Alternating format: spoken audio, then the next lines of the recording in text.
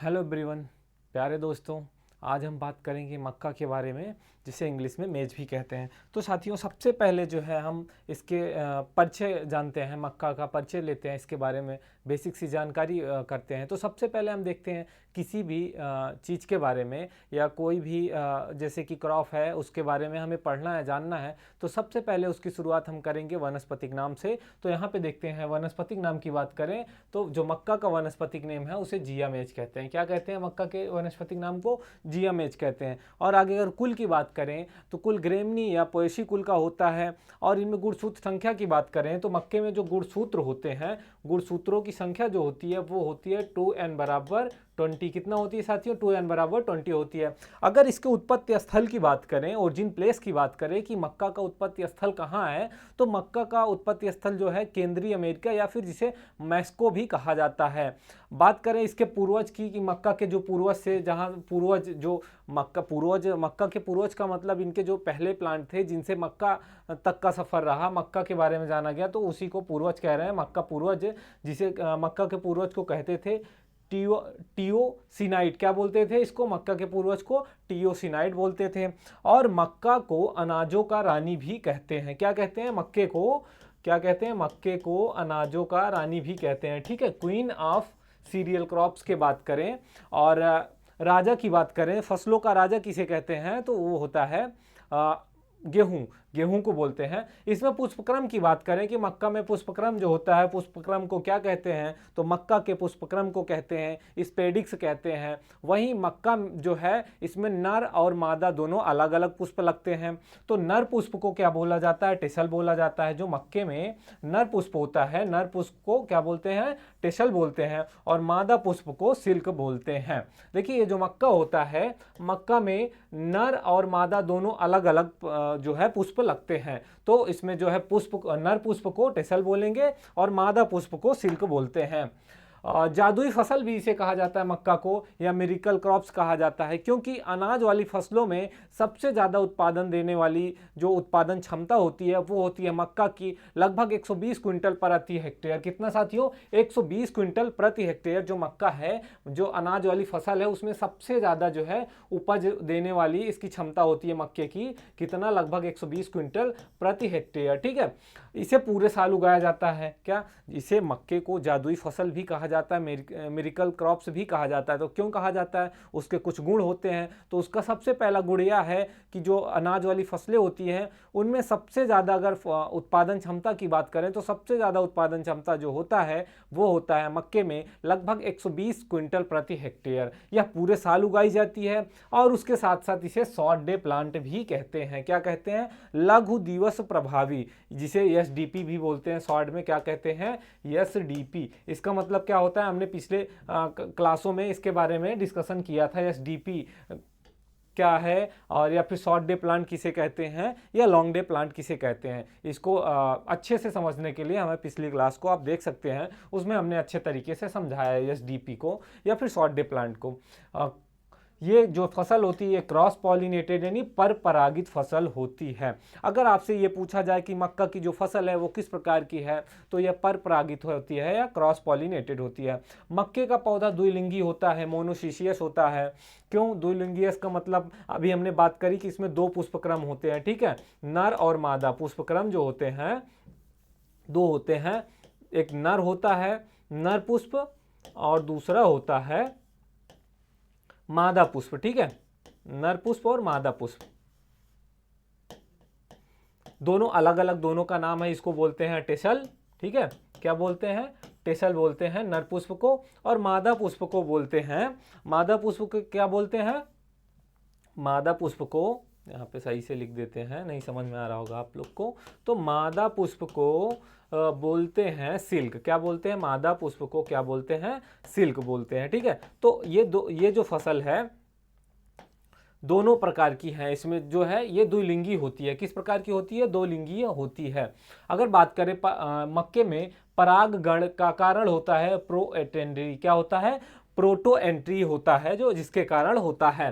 Proto entry क्या होता है? तो ऐसे पादप जिसमें पुष्प का नर जननांग मादा की तुलना में पहले पक जाए। ठीक है, ये प्रोटो एंट्री क्या होता है इसको समझते हैं। तो ऐसे पादप या ऐसे प्लांट जो जिनके पुष्प का नर जननांग जो होता है वो मादा की तुलना में क्या होता है, पहले पक जाता है, उसे क्या कहते हैं, प्रोटेंड्री कहते हैं।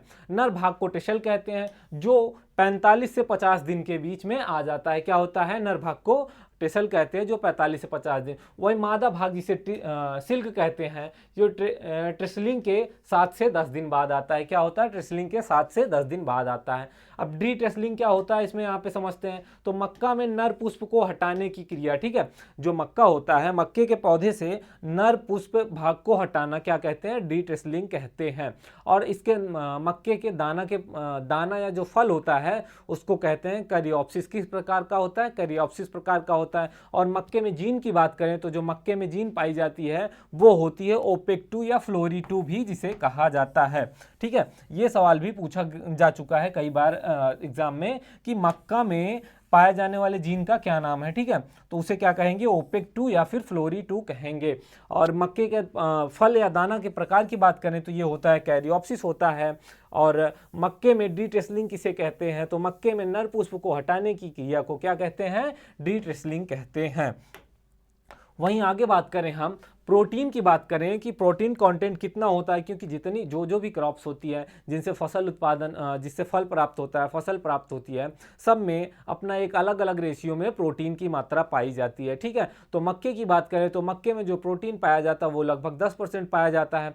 प्रोटीन का नाम, जो मक्के में जो प्रोटीन पाया जाता है उसे जीन प्रोटीन कहते हैं। इसमें अमीनो अम्ल की उपस्थिति क्या होती है, अमीनो अम्ल की अनुपस्थिति में लाइसिन, अमीनो अम्ल की अनुपस्थिति होती है, उसकी जगह पे इसमें क्या होता है, लाइसिन एंड ट्रिप्टोफेन। ठीक है, वसा की बात करें तो मक्के में वसा 4% पाया जाता है। कितना परसेंट, 4% पाया जाता है। और कार्बोहाइड्रेट लगभग 70% के आसपास पाया जाता है। इसमें विटामिन ए और ई की प्रचुर मात्रा पाई जाती है। क्या होता है, मक्के में विटामिन ए और ई की प्रचुर मात्रा पाई जाती है। वहीं तेल की बात करें तो मक्के में तेल लगभग 4% पाया जाता है।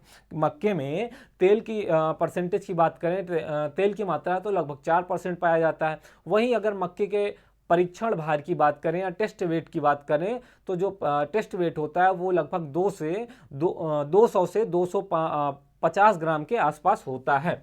ये टेस्ट वेट क्या होता है साथियों, तो टेस्ट वेट होता है 1000 दानों की संख्या। ठीक है, क्या होता है, 1000 दानों की संख्या को क्या कहते हैं, दानों की संख्या।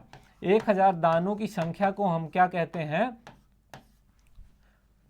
परीक्षण भार या टेस्ट वेट कहते हैं। देखिए, अब अगर हम मक्के की जो फसल है, मक्के के दाने को लगभग 200 से 250 ग्राम अगर मक्के को लेंगे, उसको जो है उसका वेट करेंगे और फिर उसके बाद उसके दानों को गिनेंगे तो लगभग 1000 दाने होते हैं। तो यही 1000 दाने को टेस्ट वेट कहते हैं। क्या कहते हैं, किसी भी फसल के 1000 दानों को अगर हम ले लेते हैं तो उसे क्या कहेंगे, 1000 दानों को ले लेंगे तो उसे हम क्या कहेंगे, उसे हम टेस्ट वेट कहेंगे। ठीक है, अब उसी 1000 दानों को जो है वेट कर लेते हैं तो उसी को बोला जाता है। मक्के में बेस या फिर प्रोप जड़ें पाई जाती हैं। ठीक है, मक्के में जो जड़ें पाई जाती हैं, एक बेस जड़ें होती है, एक प्रोप जड़ें होती हैं। ठीक है, तो ये दोनों जड़ें पाई जाती हैं। अब बात करें AICRP मक्का 1957 में सर्वप्रथम, जौ व कपास 1967 में, ज्वार 1969 और गन्ना 1970 में शुरू किया गया। ठीक है, उसके बाद बात करें हम आगे यहाँ पे कि डायरेक्टरेट ऑफ मेज रिसर्च, मक्का अनुसंधान निर्देशालय, ये भारत में कहाँ पे है, ये नई दिल्ली में है। कहाँ पे, ये सवाल भी अगर आप पूछा जाए कि DMR कहाँ पे स्थित है। ठीक है, DMR कहाँ पे स्थित है, तो ये डायरेक्टरेट ऑफ मेज रिसर्च इंस्टीट्यूट, मेज रिसर्च या फिर मक्का अनुसंधान निर्देशालय नई दिल्ली में है।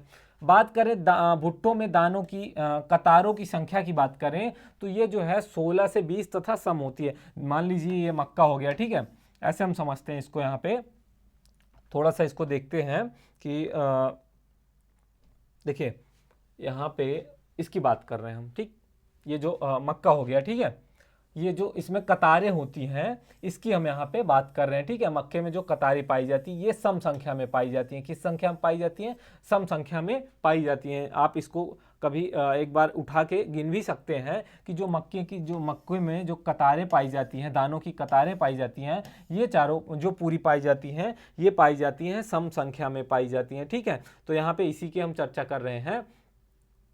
आगे हम बात करेंगे इसमें जो है 16 से 20 संख्या, कतारों की संख्या जो होती है 16 से 20 के आसपास होती है। एक कतार में अगर दाने की संख्या की बात करें तो लगभग 50 से 60 दाने होते हैं। जो मक्के, मान लीजिए मक्का हो गया, इसमें जो ये कतारें पाई जाती हैं उसमें एक कतारों में अगर दानों की संख्या की बात करें तो वह लगभग 50 से 60 के बीच में होती है। और जो ये कतारें होती हैं वो 16 से 20 पाई जाती हैं या फिर सम होती हैं। ठीक है, मक्के के वर्गीकरण की बात करें, ठीक है, 1959 में दानों की विशेषताओं के आधार पर मक्के का वर्गीकरण किया गया था।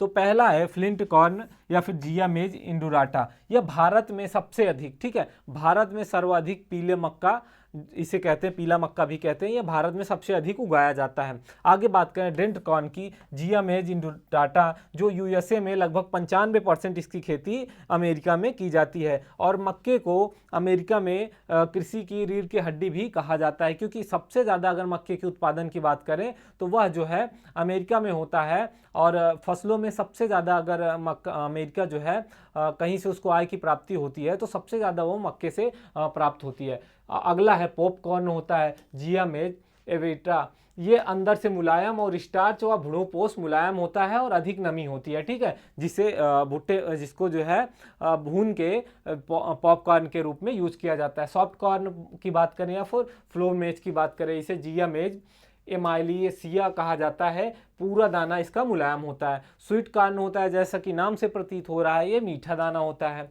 वैक्सी कॉर्न होता है, जिया मेज सिट्रेटिना, यह मोम के जैसा दाना होता है। अगला होता है पॉपकॉर्न, जिया मेज टूनिकाटा। ये मक्का के दानों पर छिलका प्राचीन किस्म का मक्का होता है। मक्के में जो है अगर हाई प्रोटीन क्वालिटी मेज, उच्च गुणवत्ता युक्त प्रोटीन मक्का, ठीक है, कहीं कहीं लिखा आपको मिल जाएगा HQPM या फिर QPM, तो इसका मतलब यह होता है हाई क्वालिटी प्रोटीन ऑफ मेज। ठीक है, सामान्य मक्का में लाइसिन व ट्रिप्सिन नामक एमिनो अम्ल अनुपस्थित होने के कारण प्रोटीन की गुणवत्ता क्या होती है, कम हो जाती है। क्या होता है, जो मक्का होता है सामान्य मक्के में जो है लाइसिन व ट्रिप्टोसिन की मात्रा जो है नामक जो है अम्ल पाया जाता है। ये जो अमीनो अम्ल होते हैं ये अनुपस्थित होते हैं, तो इसकी वजह से क्या होता है, इनकी प्रोटीन की गुणवत्ता कम हो जाती है। यस्के वसल और ई विलेगस नाम वैज्ञानिक ने सीमेट, ठीक है, मैक्को में ओपेक 2 जीन का प्रयोग करके हाई क्वालिटी का मक्का मेज प्राप्त किया। ठीक है, जो हाई क्वालिटी होते हैं दानों में एमिनो अम्ल ट्रिफेन व फिर लाइसिन उपस्थित होते हैं। इसके साथ क्या होता है, जब यह अम्ल उपस्थित होते हैं इसमें क्या कहते हैं ट्रिफोफेन या फिर लाइसिन जो उपस्थित होंगे तो उसके जो प्रोटीन होती है, प्रोटीन की गुणवत्ता अच्छी होती है और अधिक होती है। इसमें क्या होता है, प्रोटीन की मात्रा भी लगभग 16% के आसपास हो जाती है। इस कार्य के कारण जो ये कार्य किया गया मक्के पे, इस कार्य के कारण यस्के वसल को वर्ष 2000 में, कितना, सन 2000 में विश्व खाद्य पुरस्कार से सम्मानित किया गया। किससे पुरस्कार से किया गया, तो विश्व खाद्य पुरस्कार से सम्मानित किया गया। हाई क्वालिटी प्रोटीन जो मक्का होते हैं उनकी कुछ किस्में खोजी गई, जैसे कि हाई क्वालिटी प्रोटीन मेज 1, हाई क्वालिटी प्रोटीन मेज 5, शक्तिमान 1, शक्तिमान 2। और ओपेक 2 की बात करें या फिर संकुल किस्मों की बात करें, ठीक है, इसमें जो है प्रोटीना हो गया, शक्ति हो गया, रत्ना, लाइसिन की मात्रा अधिक संकर किस्म उत्पादन करने की इसमें जो है लाइसिन की मात्रा अधिक पाई जाती है। आगे बात करें संकर किस्मों के उत्पादन की विधि की, तो एकल संकरण तकनीकी सिंगल क्रॉस टेक्निक 1910 में EM एवं GH सल के द्वारा इसको वो किया गया।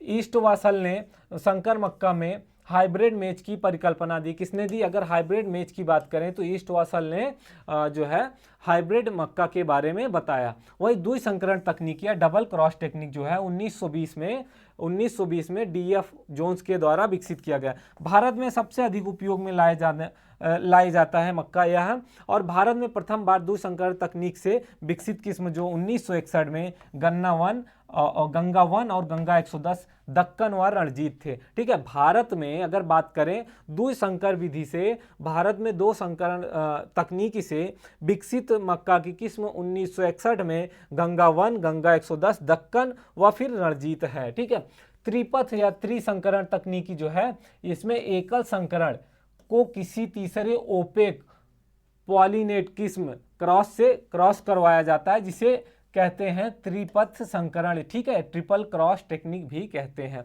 इसमें जो किस्में थी वो गंगा 2, गंगा 4 और हाई स्टार्च, ठीक है, ये ट्रिपल जो है संकरण तकनीकी से की गई। जलवायु की बात करें कि मक्के के उत्पादन के लिए उपयुक्त जलवायु किस प्रकार की होनी चाहिए जिसमें मक्के की फसल अच्छे से प्राप्त हो सके, उपज प्राप्त हो सके, तो गर्म एवं आर्द्र जलवायु जो होती है, और तापमान, जो अंकुरण की बात करें तो मक्के के अंकुरण के लिए या ट्रेसलिंग के लिए 21 सेल्सियस का तापमान और उसकी वृद्धि के लिए लगभग 32 सेल्सियस का तापमान होना उचित होता है, उचित माना जाता है। सॉइल की बात करें तो मृदा जो है अच्छे जल निकास वाली हो, ऐसी मृदा का चुनाव करना चाहिए जहाँ पे मक्के की खेती कर रहे हैं, जहाँ पे जल निकास अच्छा हो और अधिक कार्बनिक पदार्थ वाली दोमट मिट्टी हो, और जिसके पीएच की बात करें तो 5.5 से 7.5 हो, ठीक है। जो बेस्ट पीएच है वो 6 से 7 के बीच में, ठीक।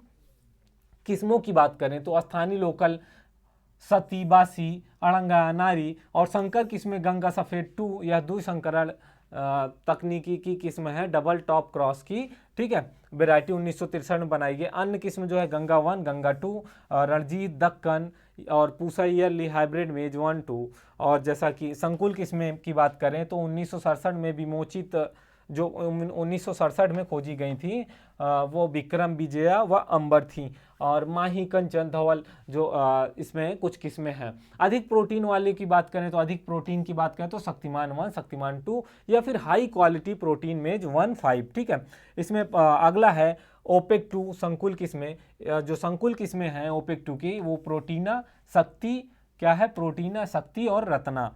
पॉपकॉर्न की बात करें तो पॉपकॉर्न के लिए बढ़िया जो किस्म है वो है अंबर, जवाहर पॉपकॉर्न 11, ठीक है। और स्वीट कॉर्न की बात करें तो माधुरी, संकुल किस्म प्रिया, शुगर 75 आदि। स्वीट कॉर्न की बात करें इसमें तो फेरुलिक अम्ल होता है, जो स्वीट कॉर्न होता है इसमें फेरुलिक अम्ल होता है, जो एंटीऑक्सीडेंट के रूप में कैंसर रोग, हृदय रोग, अपहाची न्यूरोतंत्र जैसी विभिन्न बीमारियों की रोकथाम एवं उपचार के लिए भी प्रभावी होता है, जो स्वीट कॉर्न होता है। अब हरे चारे वाली अफ्रीकन टॉल, विजय मोती J1006, टॉप क्रॉसेड गंगा 2 और हाई स्टार्च। अगला है बेबी कॉर्न या सब्जी प्रकार की, तो HM4 हीम 129। बुआई के समय, जो इसका बुआई का समय है वो जून से जुलाई है। बीज दर की बात करें, संकर मक्का जो है उसके बीज दर की बात करें तो 20 से 25 किलोग्राम प्रति हेक्टेयर संकर मक्का की। संकुल की बात करें तो संकुल किस्म के जो मक्का होते हैं उनमें जो है 18 से 20 kg पर हेक्टेयर बीज दर की आवश्यकता होती है। अगर चारे के लिए मक्का के उत्पादन कर रहे हैं या बुआई कर रहे हैं तो उसमें जो है 35 से 40 किलो प्रति हेक्टेयर आवश्यकता पड़ेगी। रबी मक्का की बात करें, रबी सीजन में मक्के की खेती की बात करें तो यह जो है 35 kg पर हेक्टेयर, और बेबी कॉर्न या फिर सब्जी जो है उसके लिए 25, और बेबी कॉर्न रबी मक्का में 35 और बेबी कॉर्न 25 क्विंटल और पॉपकॉर्न 10 से 12 किलोग्राम पर हेक्टेयर की आवश्यकता पड़ती है। Sweet corn 610 hectare 6 kilogram per hectare, ठीक है। स्पेसिंग की बात करें, खरीफ ऋतु में अगर मक्के की बुआई कर रहे हैं तो उनमें स्पेसिंग की बात करें तो 60-25, ठीक है, और रबी में 60-18, और प्रति हेक्टेयर खरीफ में 6,666 पौधे पर हेक्टेयर और रबी में 92,592 पौधे पर हेक्टेयर होने चाहिए जो उपयुक्त होते हैं। बुआई के समय की बात करें तो मानसून की शुरुआत 15 से 20 जून तक इसकी बुआई कर देनी चाहिए। 1/3 भाग नाइट्रोजन बुआई के समय डालना चाहिए, और 1/3 भाग नाइट्रोजन जो है जब घुटने के बराबर इनकी लंबाई हो जाए उस समय जो है डालना चाहिए, और 1/3 भाग क्या कहते हैं जब ट्रेसलिंग करने लगे, इसमें ट्रेसलिंग के समय तब डालना चाहिए। मक्के का पादप या नर्म अंजर जिसे ट्रेसलिंग अवस्था के बाद नाइट्रोजन का अवशोषण नहीं कर पाता है या फिर बहुत नगण्य मात्रा में करता है। इसमें कायकी विकार की बात करें, फिजियोलॉजिकल डिसऑर्डर की बात करें तो वी शेप का आकार, जब मक्के में वी शेप का आकार हो जाता है तो ये हरीमहिता कहलाता है, क्लोरोसिस कहलाता है। इसका मतलब यह होता है यह नाइट्रोजन की कमी से होता है। मक्के का सफ़ेद कलिका रोग की बात करें, वाइट बग की बात करें तो यह जो है जस्ते की कमी से होता है, और मक्के का गिरना जो है वो की कमी से, नाइट्रोजन या पोटाश की अधिकता से होता है। पत्तियों का बैंगनी कलर जो है पोटेशियम की कमी के कारण होता है।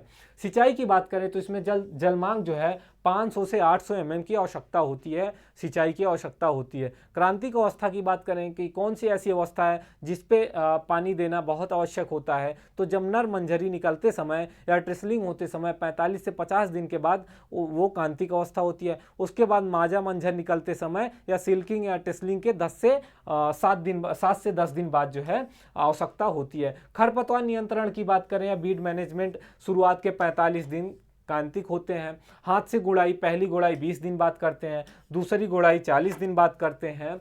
और खरपतवारनाशियों का प्रयोग करते हैं, जैसे कि चौड़ी पत्ती के खरपतवार हों, अगर चौड़ी पत्ती के खरपतवार के लिए एट्राजीन, ठीक है, 0.5 kg पर हेक्टेयर, या फिर संकरी पत्ती वाले खरपतवारों के लिए एलाक्लोर या जिसे लासो भी कहते हैं 2 किलोग्राम पर हेक्टेयर की दर से इसको जो है उपयोग में लाना चाहिए। वहीं चौड़ी पत्ती व संकरी पत्ती वाले खरपतवार जिसको टेम्बकोटाइन या फिर लोडिस एट्राजीन या फिर एक्लाक्रोसीमाजेन 0.5 kg पर हेक्टेयर जो है उपयोग में लेना चाहिए। पैदावार क्षमता की बात करें तो ये जो है 80 से 120 क्विंटल प्रति हेक्टेयर, और जो है खरीफ में संकर जो किस्म होती है वो 40 क्विंटल और संकुल किस्म जो होती है वो 30 से 40 क्विंटल पर हेक्टेयर प्राप्त होती है। रबी की बात करें रबी सीजन में, तो रबी सीजन में 45 से 50 क्विंटल पर हेक्टेयर और मक्का की कटाई करते हैं, और जब दानों में जो है 28% तक की नमी रह जाती है तब इसकी कटाई करते हैं। सर्दियों में न्यूनतम तापमान जो है मक्के के लिए अगर 8 सेल्सियस से कम नहीं होना चाहिए, अगर इससे कम होता है तो मक्के के लिए नुकसानदायक होता है। बिहार में रबी मक्का के लिए लक्ष्मी किस्म 1980 में बोते थे, या मतलब सबसे जो है उपयुक्त किस्म मानी गई। राजस्थान में रबी मक्का बांसवाड़ा एवं डूंगरपुर, उदयपुर। रबी मक्का जो है की बीज दर 35 किलोग्राम पर हेक्टेयर हुई है। स्पेसिंग की बात करें तो स्पेसिंग 60-18 सेंटीमीटर, जो पौधों के बीच की दूरी होती है वो 60-18 सेंटीमीटर होनी चाहिए। और इसमें पौधों की संख्या 1 हेक्टेयर में बात करें तो 92,592 पौधे 1 हेक्टेयर में उपयुक्त तो होते हैं। वहीं खरीफ की तुलना में रबी सीजन में मक्के का उत्पादन अधिक होता है। कहाँ पे होता है? खरीफ तुलना में रबी मक्के से उत्पादन अधिक होता है। खरीफ की तुलना में रबी सीजन में जब इसकी खेती की जाए तो जो है खरीफ की तुलना में अधिक इसमें क्या होता है, उत्पादन प्राप्त होता है। तो दोस्तों आज की जो हमारी क्लास है यहीं पे समाप्त होती है। हम मिलते हैं अगली क्लास में एक नई क्रॉप के साथ, नई फसल की क्लास के साथ। जय हिंद, जय भारत।